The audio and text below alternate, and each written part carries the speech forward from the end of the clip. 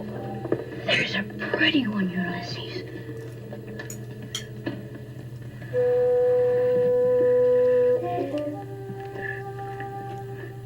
There it is. Hello, BookTube. I'm Shawn the Book Maniac. Welcome back to my channel. Here I am with my first Alfresco Friday reads in weeks and weeks and weeks. The cicadas are dead. Yay. It's cooled off. It's almost too cool for a t-shirt, which I can't believe I'm saying that, because really this is actually the ideal weather for me, and so I'm not going to be complaining about how cool it is. I'm wearing my pink t-shirt. Reading is my favorite sport. I'm not tired of showing off my aging torso, so you just have to believe me, that's what it says. And I'm fully vaccinated. 8 days ago. Thursday, whatever it was. And boy, I initially described the second Pfizer jab as having less severe side effects than the first one. If you remember, my first one, I was just brain dead for about 4 days. Well, I never felt that brain dead with the second one, but it hung on long. I'm still not feeling completely back to full cognitive capacity, but then maybe I've forgotten how low my full cognitive capacity actually is. So I'm not sure, but I'm still just feeling kind of a tired, hungover, insomnia-laden, jet-laggy feeling on day 8. Go figure. So I didn't do nearly as much reading because of that, but I still have lots to tell you because it's been 2 weeks. And my 2-week post-vaccination thing will be next Thursday, and then one of the first things I want to do is go out for ramen, because ramen shops I have forbidden myself from going for 2 years because it's just, they're small, there's no social distance. No, so I haven't actually had a cup of real ramen, not cup ramen, not instant ramen. That stuff is just crap. But boy, it's popular in Japan. They have a museum for cup ramen. I mean, cup ramen is disgusting, no matter which country you live in. But real ramen? So I might have to vlog that one. I am not going to go too crazy with post-vaccination liberties. Obviously, none of us should go too crazy, but I am certainly looking forward to going to restaurants for the first time.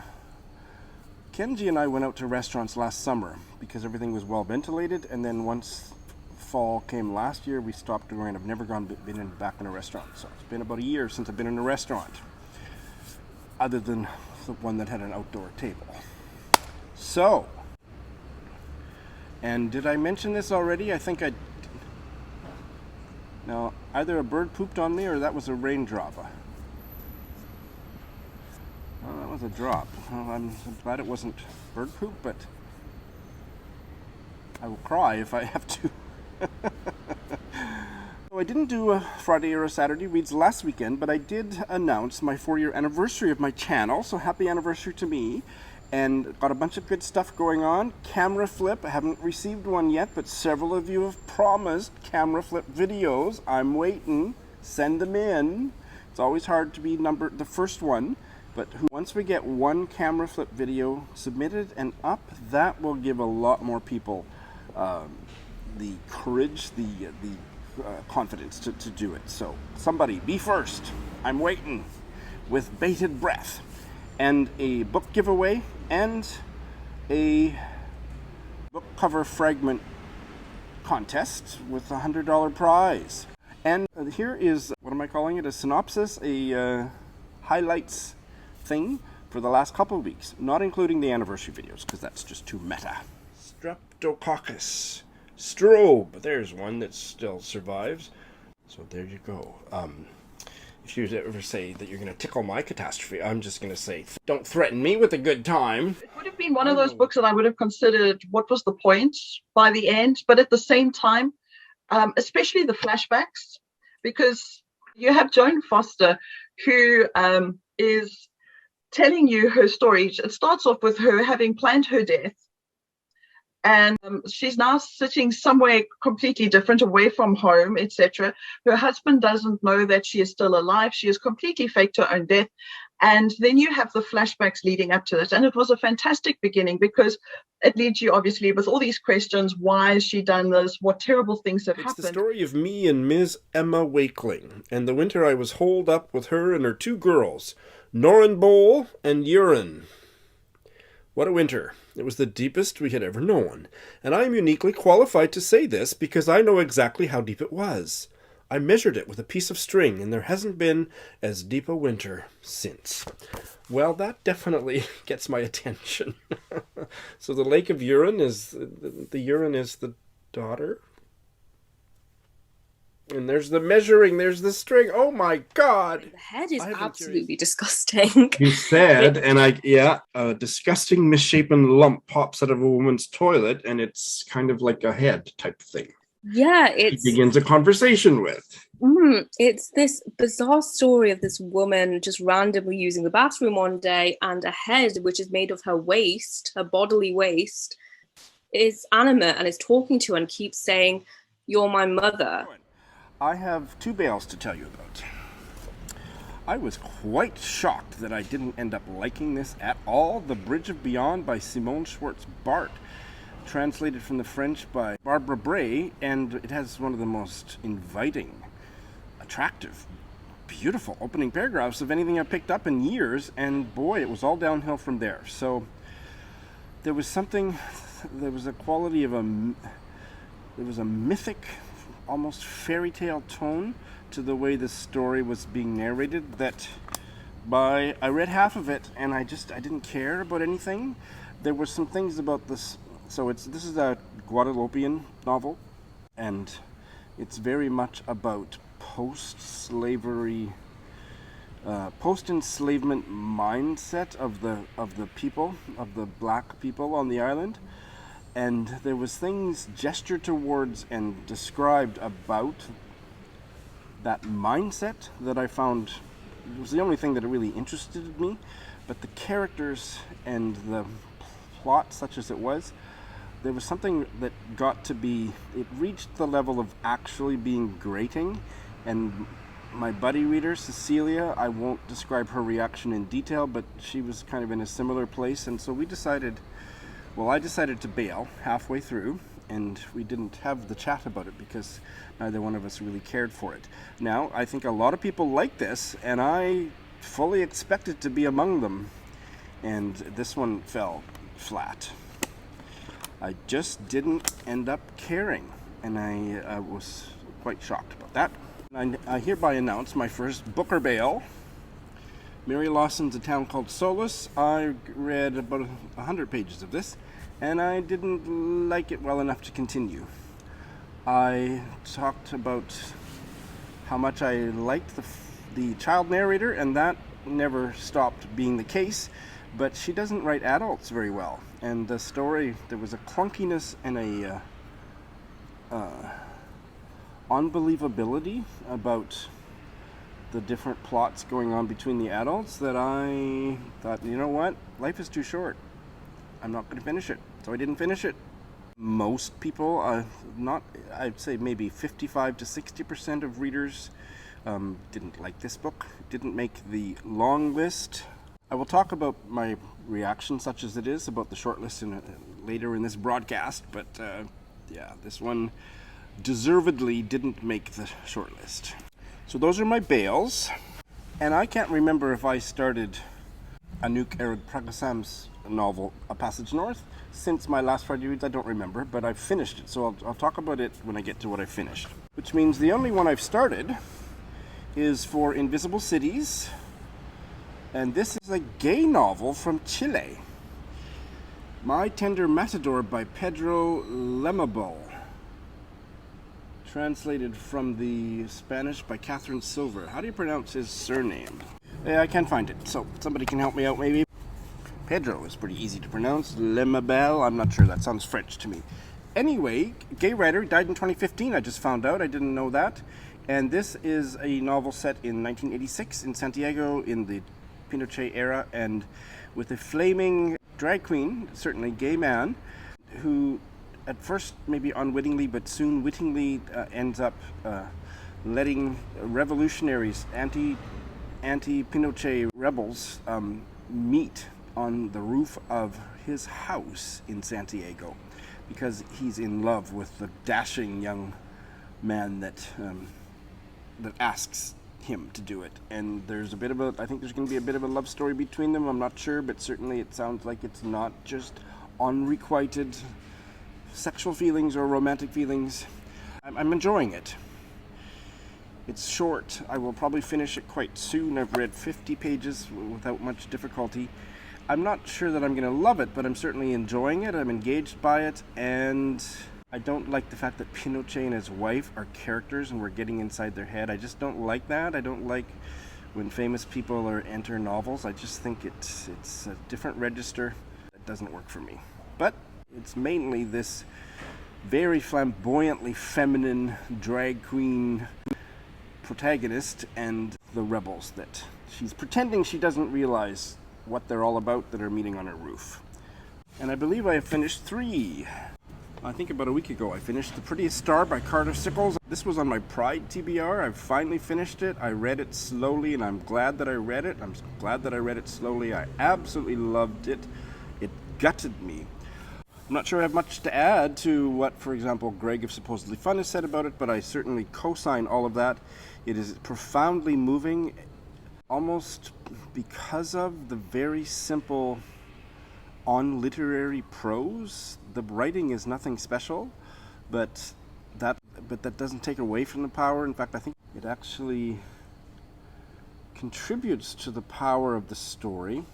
It's a book that I resisted for years because I lived this kind of life myself, came of age, came out of the closet in the mid-'80s, knew people with AIDS who had very similar experiences, and so it was a very painful read.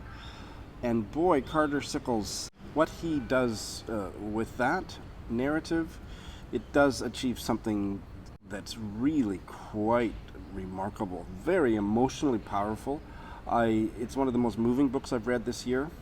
I absolutely loved it. It's a heartbreak of a story about a gay man in the 80s, leaves his hometown in the Midwest? I'm so bad with American geography.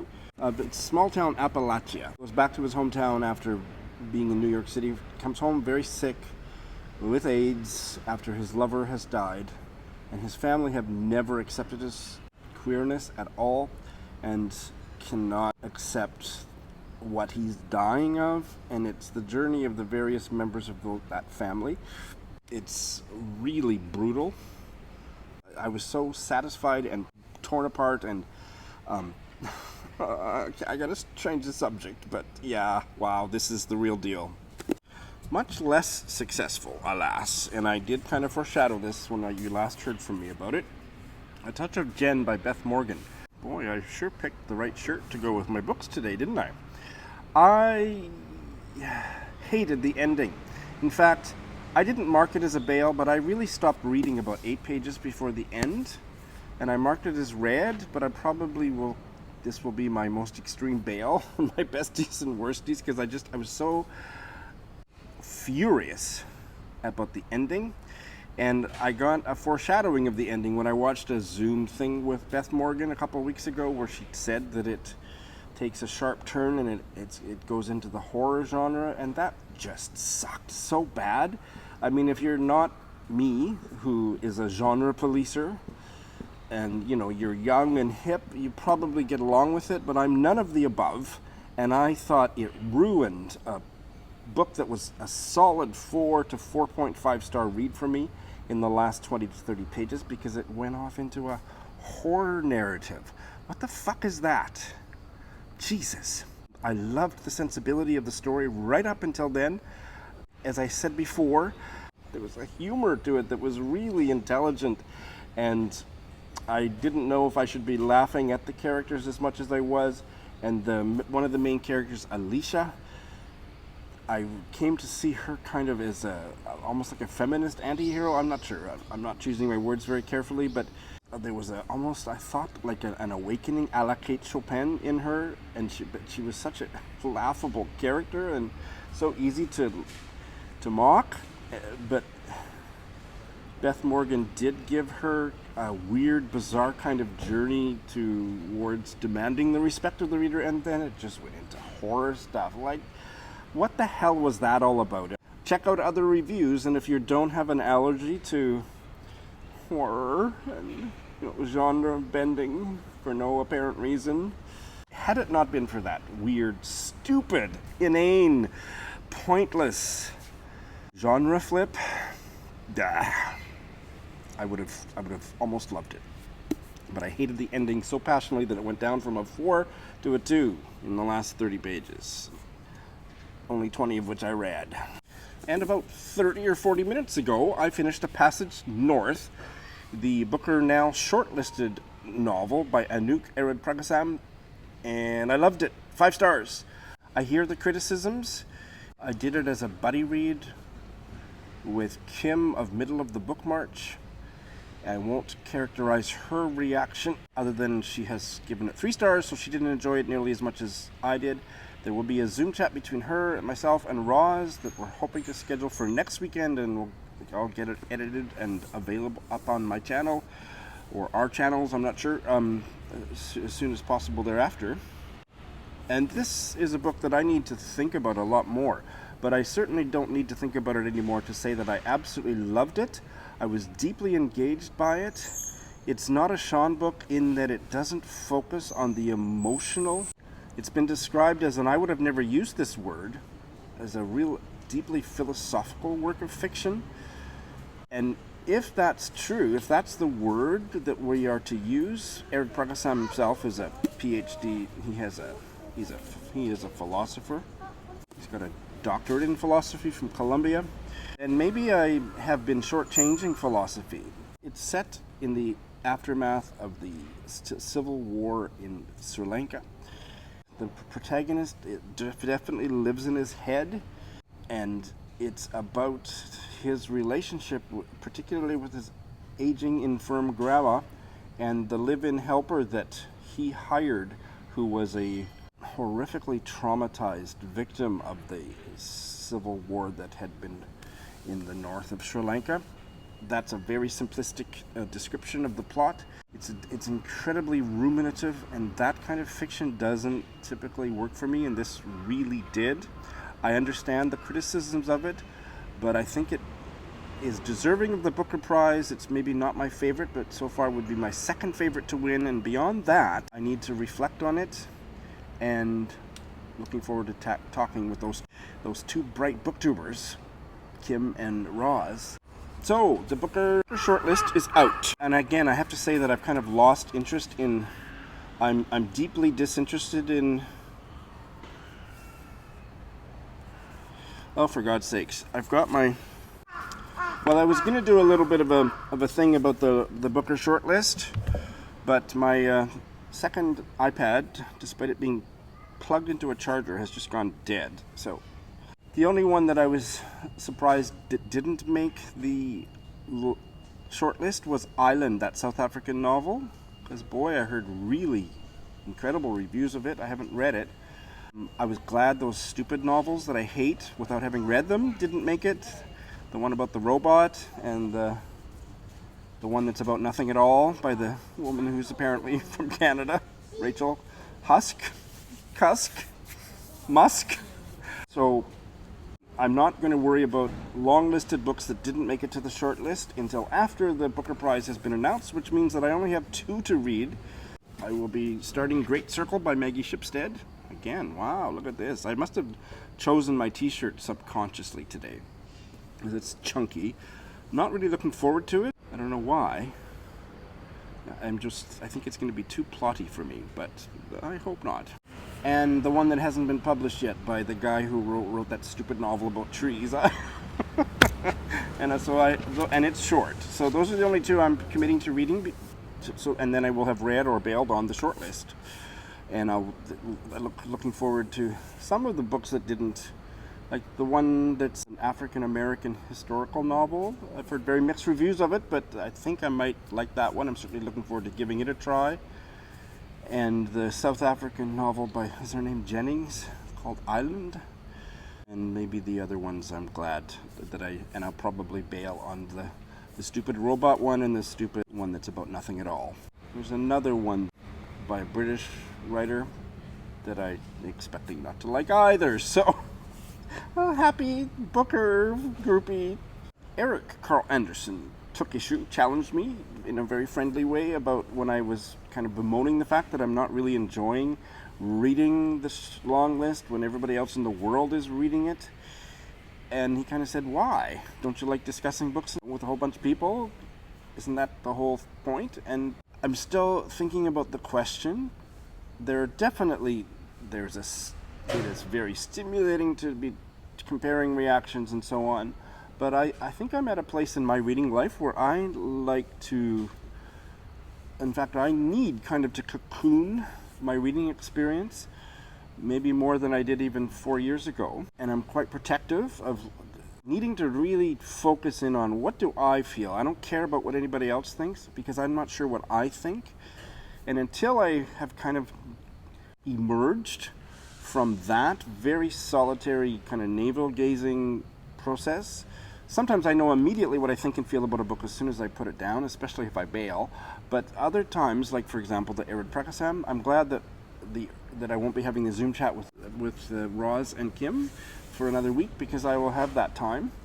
And so what irritates me about reading books like Booker's long list books is that I'm getting barraged with tweets and Goodreads things about star ratings and stuff, and I'm avoiding videos by my favorite booktubers while I try to keep inviolate that cocoon around my reading experience, and that's what's irritating about it. But sure, I like the talking about post-reading, comparing notes and so on. I'm more of a solitary reader, and I think I'm becoming more and more of a solitary reader as time goes by. I have to keep thinking about that. So far, I'm rooting for Damon Galvet's The Promise and Arudpragasam's A Passage North.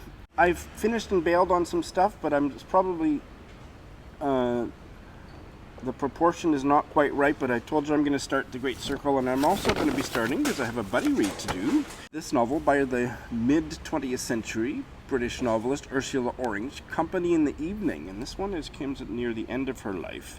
She took her own life in about 1950-something. 1955. This is 1944. Second last novel, apparently. It's the last one that's available in a reprinted Furrowed Middlebrow edition, and I don't think I need to say, set in the early days of World War II. And I'm looking forward to reading it with Leah, so get started on that one this week. Okay, so that's what's going on. I had a little bit of negative reactions to some books in there, but I'm having the time of my life, and my head has not been clear for 8 days now. I think the next week of reading will be that much more fabulous because I will be reading with a clear head, or as clear as it ever gets. That's it. Thanks for watching.